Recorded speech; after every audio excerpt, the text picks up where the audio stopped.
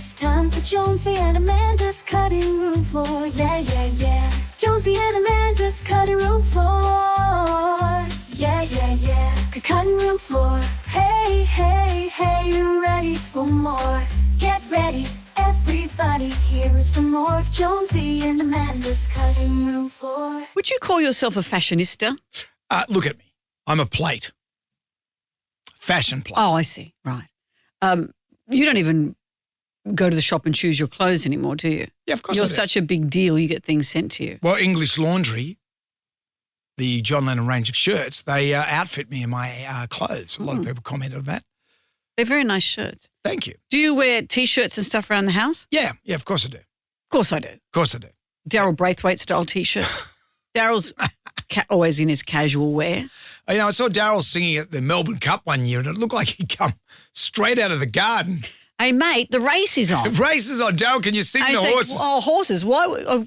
That's the only time they probably wheel him out. Yeah, I don't know. I don't mean that. No, we love Daryl. I'd love to hear Daryl anytime. Yep, we love Daryl. Everyone loves Daryl. Everyone goes off. But if it's going to be a perfect place for him, will be a horse race. I just sort of thought, wouldn't you just put on a nicer shirt? Just something maybe, I don't know, just look like he's just come Shirt with a collar? fresh from the garden and he's just gone and then he's singing the horses. It's almost like he finished the horses and then he goes off to Bunnings and picks up some mulch and goes back to the garden. Hopefully he doesn't smell of fertiliser while he's singing. We do love Daryl. Well, look, the whole reason I'm talking about this, I've handed you a handout, Brendan. Oh, I like handouts. This is a shirt from luxury designer LGN, who is Louis Gabriel Nauchi. Yep. It's a range of T-shirts and jumpers that feature printed sweat marks around the neck and the back. Oh. That's quite the patch of sweat that's on that shirt. Well, look, that's the sort of sweat you'd get if you were doing a full workout or a full game of basketball or all that stuff. Yeah. And it sells for $350. That's crazy. The aim, they say, is to help wearers embrace their summer months with a touch of humour. Do you think it's funny? Would you wear that and think it just looks like you've got stinky sweat stains. Well, I'm not a sweaty guy. Aren't you? Yeah, me and Prince Andrew, we go hand in hand. On that aeroplane. Let me rethink that. But I don't usually get sweat stains on my shirt. If you did a full marathon, Yeah. you wouldn't have a wet neck? No, I've run a marathon and I didn't break out in any sweat. Oh, you're kidding. Seriously. That's not humanly healthy. What's wrong with you? Talk to my glands. Talk to your endocrinologist. Yeah. That's the way I am. Do you sweat? No, sometimes part of a female's cycle is that sometimes you just get night sweats and things I like don't that. want to hear about your cycle. Well, you asked the question. No, I didn't. I didn't ask You about said, your cycle. do you sweat? Yeah, I didn't mention the word No, cycle. but in terms of menopause and things, so is that more attractive for you to talk it about just menopause? gets better and better. Well, you doesn't asked it's all right to talk about your sweat and your lack of armpits and whatever. No, I'm very sexy because I don't sweat. I think women like sweat and Do a they? slight manly Do you musk. like that? A little bit of grunt, not big B.O., No. but not that onion under the arm smell. You think, who's eating a burger? Oh, it's your armpits. But that slight manly musk is quite attractive. Do you remember the hypercolour T-shirt of the 90s? Yes. That was a bit like this in a way. What happened with the hypercolour T-shirt? It changed into different colours where it heated up. Is that right? Yeah. So under the armpits and Well, see, who wants that? yeah, particularly hypercoloured underpants. Who wants crotch sweat? Actually, my hypercoloured underpants are just At the back. They used to be. They used to be white. They used to be white. It's like your clothing version of a mood ring, just brown. It's like that old joke. The old guy and his wife go into the doctor's. He goes, I need a sperm, a blood, and a urine, and a stool sample. And she goes, just give him your underpants. So how much is this going to cost me? I told you, $350. Well, sign me up. Sign me up. It's great for people that don't sweat. Will it be down at Lowe's? Sure, and I reckon Prince Andrew should take to wearing it. Yeah, yeah, yeah. Jonesy and Amanda's cutting room floor. Yeah, yeah, yeah. Cutting room floor. You've heard of 3D, then there was 4D. What did 4D involve? 4D involved spray and water and stuff, I think. Yes, 4D movies and stuff. I remember going to a Shrek experience at one of the Disney things, and water would spurt out from the seat in front, so you're covered in as if something had blown water over you. Why are you pulling a face? That sounds terrible. And also air, like there'd be spiders that jumped out and they'd blow air at the back of your legs from underneath the seat. And you go, ooh, you jump. Yeah. That's 4D, I think. That's 4D. Now there's 5D. What's 5D? 5D can make you feel like you're on fire. Well, 5D has started in China. They've pioneered a 5D theatre, including 2 more dimensions. So what it does is you feel like you're on fire. The ceiling in the theatre has screens. So the flames are shown on the roof there as a fire expands, making the experience feel more authentic.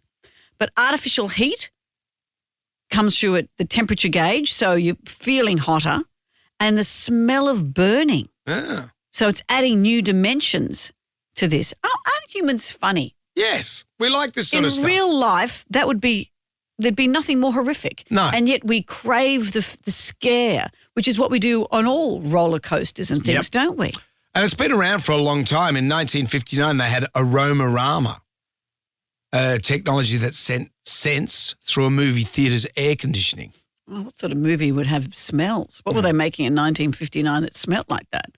Oh, do you remember seeing Sense-Around? Sense-Around. In 1974, Sense-Around was used to promote the movie Earthquake. Yes. I loved this. So this is when Towering Inferno and all those disaster movies, Poseidon Adventure.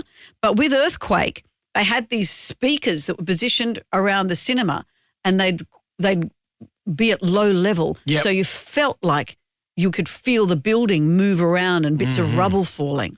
In the 80s, they came back with the Aromarama, but they did Odorama. Oh, that was polyester. That was John Waters who did Polyester starring Divine. It was smell-o-vision. Yeah. So I went and saw this. You scratch and sniff a card to correspond to certain scenes in the film. As the director himself said, I actually got the audience to smell poo because you scratched and sniffed and got a smell of poo. Right, okay. Well, that's... Because normally if you smell that on your shoes, you don't go, oh, what a theatre experience. like, say, if you see an Adam Sandler's movie, you just... The whole thing has You don't need to stench of smell poo. anything, do you? It's kind of interesting, isn't it? I don't know. I just want to see my movie. I'm not really jazzed about 3D. Aren't you? Well, 3D kind of came and went. Remember when our kids were younger, every movie was 3D. Yep. And you'd go along and you'd put the glasses on. Well, I think we even had glasses at home because we had a TV. A lot of TVs had that ability to be 3D. Never used it. And 3D now, very few movies. I think Avatar is probably the only 3D movie. And no one watches 3D at home. The technology was there, but no one was that fast. No.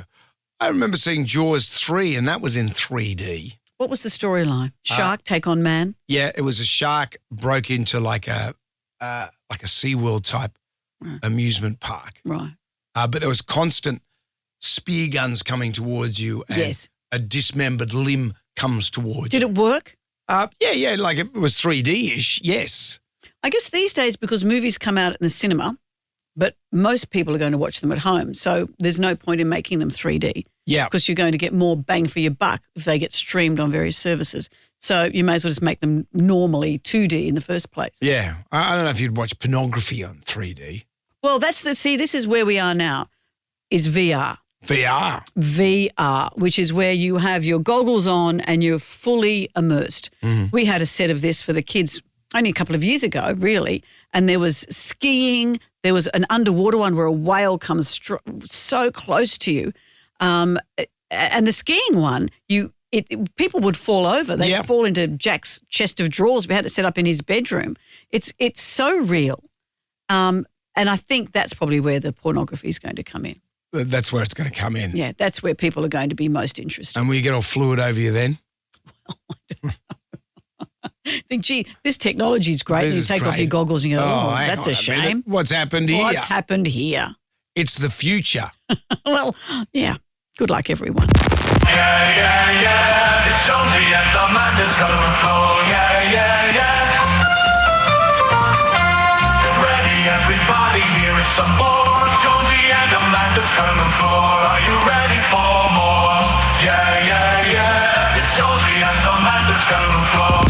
The Olympics, what are you looking forward to in the Olympics? I like the obscure sports, the ones where, you see someone doing something unusual, like the Greco-Roman wrestling. Do they still have that, where they put their hands down each other's pants? Yeah. Or the ones where you have to ski and shoot, or the ones you have to carry a backpack and parachute out of a plane and then play cards. The unusual combinations appeal to me. I remember those sports quite well. I'm looking forward to seeing the skateboarding.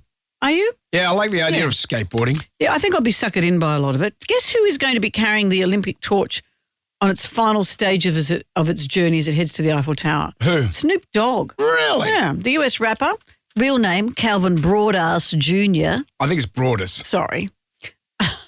He is in Paris as a special correspondent for NBC, and he said that he is going to be carrying this on its final run through the Paris suburb of Saint-Denis, Yeah, right. where the local mayor has said there'll be a concert, it'll be big times, blah, blah, blah. It'll be the last step before the Eiffel Tower. So that's the real big one. And here he is going to be doing the step just before it. And he said, you ready?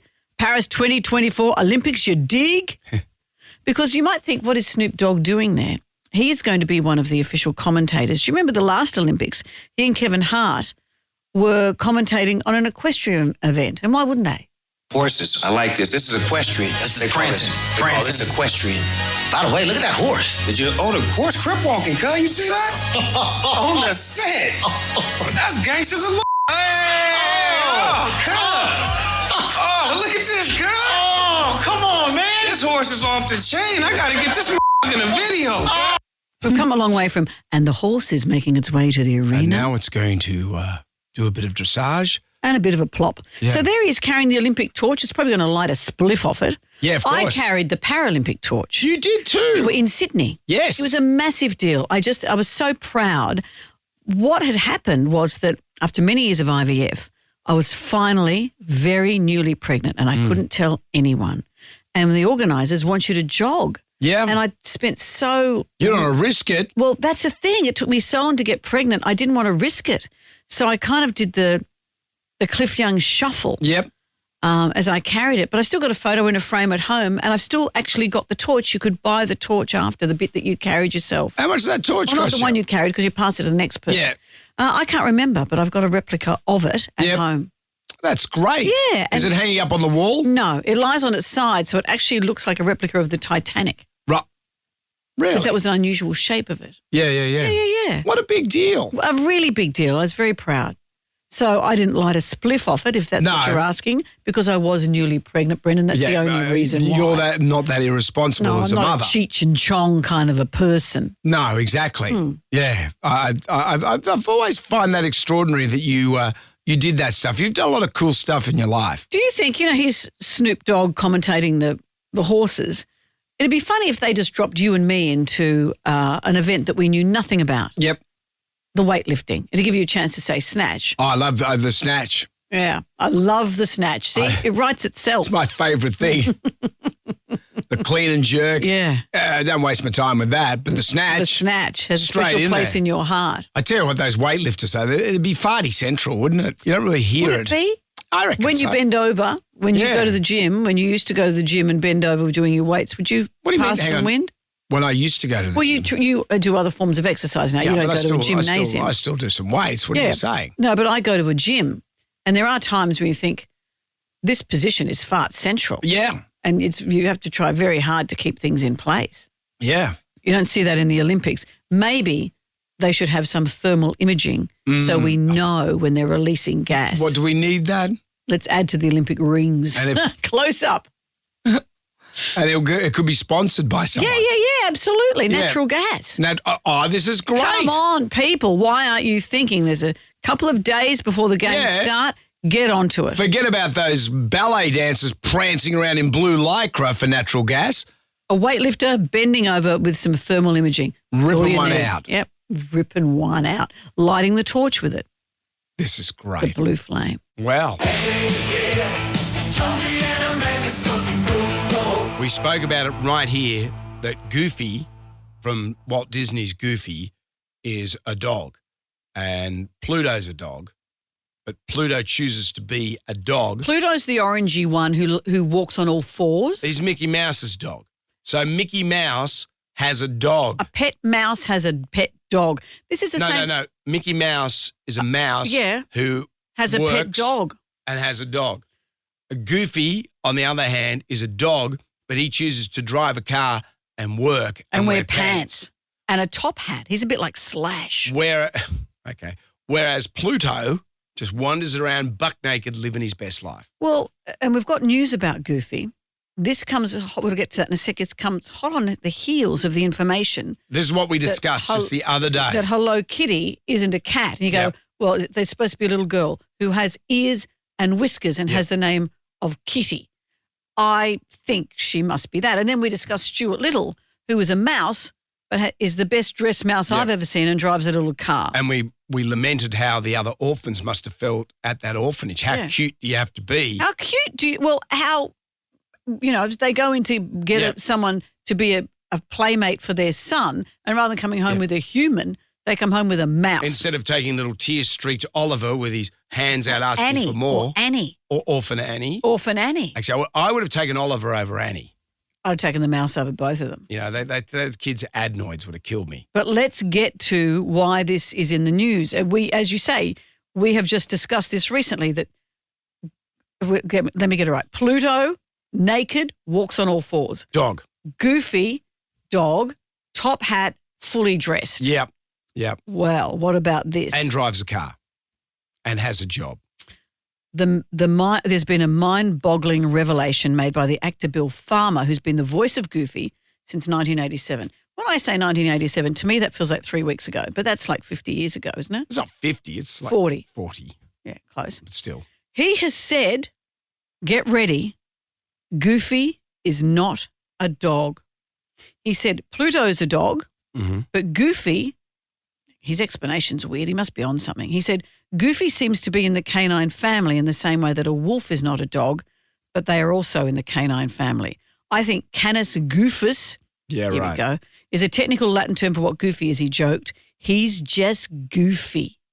So he's not a dog, but he's in the dog family. Yeah. I think he's covering up. Perhaps Walt used to dabble in a bit of the LSD. Oh, he did not. Walt Disney used to dabble in LSD. Is this a rumour like when his head was in a block of ice? No. I had it once in a gin and tonic. He didn't dabble in the LSD. He dabbled in LSD. The Disney's people always cover up stuff. You know, the other thing when Tom Hanks did the movie, the Walt Disney movie, Walt Disney was a massive smoker. It was Mary Poppins, wasn't it? Oh, no, I'm thinking of something else. I don't know what you're talking about. Are you on LSD? No. Has your head been in the freezer in a block of ice? Perhaps. Walt Disney was a prolific smoker. And so what they did to cover up that whole smoking thing, if you look online of Walt Disney smoking, you won't find it. You'll find him just pointing with two fingers. And they made Disney people do that as if this is a Walt affectation. He'd go around just pointing. Although all they had done was airbrush out a cigarette. But he's doing this. I'm demonstrating this by holding up my two fingers, not like together. this. Together. Not like the up yours sign. Yeah, and that's how they got away with it. So did they also have to airbrush giant hookahs out of the who's on the gear? No, because he just took LSD. Oh, my mistake. And that's how he got his inspiration. And for also, all that stuff. I am taught, it was the Mary Poppins film. It was Walt Disney. Tom Hanks played Walt Disney in the Mary Poppins film. So I'm not off my face. I know what I'm talking about. As Walt Disney? I think so. What was the Mary Poppins film? Well, it was a story. Was that the one with, was it Emma Thompson as the woman who wrote Mary Poppins? Oh, okay. And she had to negotiate with Tom about where, he kept saying, let's make the character more this. And she said no. She had very strict rules. So we are talking about the because same Walt thing. had to wait for Julie Andrews to come along for the role as Mary Poppins because she just had a child. She said, I can't do this. He goes, I'll wait. Oh, really? He waited 7 years. Really? Yeah. So the kid had to go to high school before she was ready. Well, you know, that's like Walt, he's a very patient man. I think that's what LSD does to you, though. It makes you very patient. Okay, maybe we should try something. It's not like when you're on the ice. What about you got no time. I want to make it now. Speaking of Goofy not being a dog but dog adjacent, what about this? Dog adjacent. Walt Disney introduced the clumsy bucktooth personality of Clara. Oh, no, sorry.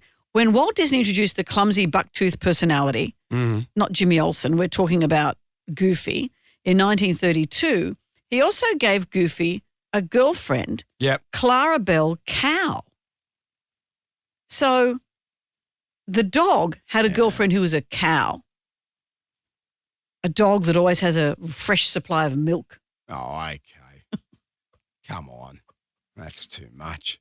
Really? Walt, what were Have you a look again. thinking? Well, the LSD. I just said it. Hello. If you wanted any other evidence other than that, he's got species mating with other species. Yeah. Do you see what's happening here? I see what's happening here. Do you see what's happening Yeah. here? Even the likes of the people who make, what's that centipede movie, Human Centipede, Now, why do you go- haven't gone as low as this. Yeah.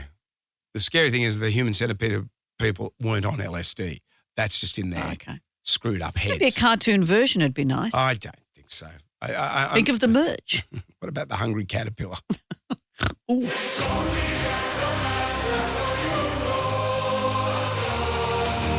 You go to Bunnings quite regularly, don't you, Angela? Every weekend, What's your favourite aisle in the Bunnings store? cleaning products. Oh, yeah. I love myself a cleaning product. Yeah. I often buy those super big packs of microfiber cloths. Yes. You can never have too many. I like the, because I got the brooms. I like the broom aisle as well, and the squeegees and all that sort of stuff. I bought a squeegee there from one time, and it was like $80, like a big for sweeping a floor. Does it make coffee? Well, that's what I said. I said to the guy, I said, oh, hang on, I thought this would be twice. So I took it back to the thing. I wasn't going to spend $80. But away from the squeegee aisle, the viral TikTok Bunnings rave, have you heard about this? Tell me that's more. a thing. So someone has set up, this DJ Kalia has posted a simple TikTok to his page. He's going to have a remix, like it's going to be a Bunnings rave. Brilliant idea. Really? That theme song is everything. It's been done as rock. Yep. It's time it's been done as rave. That works. That jingle deserves the remix treatment. How would the Bunnings people, are they on to this? He's saying that Bunnings have listened and they're into it. I would imagine so. Doesn't it ring of free publicity? Oh, well, yeah, but, what are you going to, what time would they do it? Do they do it at night? Yeah. At 3 a.m? Or something? Or is it, do you do it Saturday morning, sausage in hand? Well, sausage sandwich It's like a in hand. usual rave, isn't it? Yeah, but I just think, I don't know, like, isn't anything, like, Bunnings is one of those places where you just go to and you don't have the, this is where you do your shot. It's my sanctuary. Mm. I don't want it to be some sort of rave party. But it's got the space. They're always huge. I mean, Yeah. when I've driven past some Bunningses and you're driving for days from the Yep. beginning of the Bunnings to the end of the Bunnings. They go for entire suburbs, some of them. It's curious, it didn't work in the UK Bunnings. It didn't. No, the English don't like doing home renovations. And their stuff breaks a lot, And it breaks a lot. particularly their plumbing, Yeah, it's true. which is funny because they don't use it that often. Look, Joke. so, but a lot of people are saying now they're not going out to raves anymore. I've sort of missed the boat on raves. Yeah, not our gen, but I'm willing to give it a bash. at You would have Bunnings. been did you go to raves? You would have been a raver. More of a nightclub. Yep, Yeah, remember round midnight, yep. Jamison Street. Jamison Street. Yeah. Is Jamison Street still going, I I believe? strongly doubt it. Yeah. Metropolis Metropolis at was North good. Sydney. Yeah. Yep. I'm so I remember like Wasn't there something down your way? yeah, down at the Shire there was Coyotes. Of course. Coyotes, Carmen's at Miranda, Carmen's at Miranda. and there was was it Stallions at Hurstville? Was it called Stallions? Nice. I remember seeing Prince at round midnight and talking to him very briefly. You spoke to Prince. Correct. He went there after his concert. And we'd heard whispers that he was going to end. Sure enough, and he came. And so you went there with the specific reason of seeing Prince. He's not tall. He was not tall. And what did you say Teeny to him? tiny. So I was so starstruck, which is not great for someone in my profession. I think it was something like, bleh. Blah. And that was it. No, I did manage to get something out, but I Yeah. can't remember. I wasn't actually interviewing. I didn't have a camera. No, or you anything. just said, hey, It's that's just- Prince. Yeah. Yeah. He had sunglasses on, dressed in purple, high heels. That's usual. Amazeballs. A usual Prince fare. I wonder if Prince, if he was indeed alive, would he go to a Bunnings rave? Definitely. Can't you see it? He would. He'd have swatches of purple. He'd be in the right thing. Yeah. He'd dig the cleaning aisle. He'd be right Out of with all me that. on the cleaning aisle. He would love that. How good's a bottle of CPR? Okay, kids, that's it for today. Come back tomorrow for more of Jonesy and Amanda's cutting room floor.